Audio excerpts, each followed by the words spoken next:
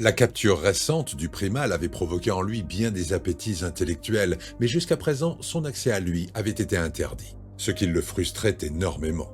Par contre, il avait reçu de nombreux clichés photographiques et même un bon kilo de fumier de primal, ce qui était mieux que rien. Les étapes précédant la fusion lui donneraient l'occasion de prélever d'autres échantillons. Pour lui, cette espèce cavernicole aux caractéristiques anatomiques visiblement héritées des dinosaures et des premiers prédateurs mammifères était une prouesse de la nature. On voyait clairement sur un des clichés le primal photographié dans sa cage léché des blessures anciennes. Un indice fort de la présence d'autres individus acariâtres ou affamés.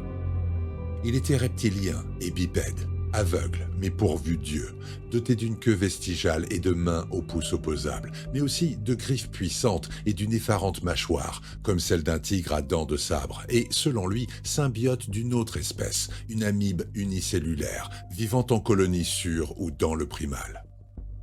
Ce qui expliquerait les cellules vivantes retrouvées dans le membre amputé.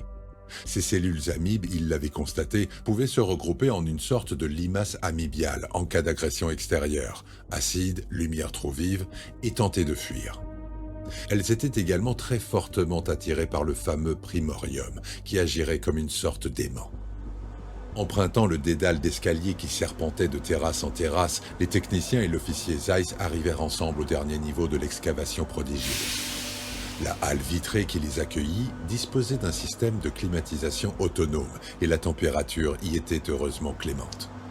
De plus, Furibar pouvait observer directement l'avancée du programme et ce qu'il vit sembla lui convenir. Enfin du concret, du tangible, pensa-t-il. Un gyroscope d'un diamètre supérieur à la taille d'un homme reposait sur sa base. Des groupes électrogènes hérissés d'isolateurs en porcelaine attendaient qu'on les relie au plateau central, via l'axe principal du gyroscope. Des consoles envahies de cadrans, de commutateurs, d'interrupteurs divers ronronnaient en attendant leurs opérateurs.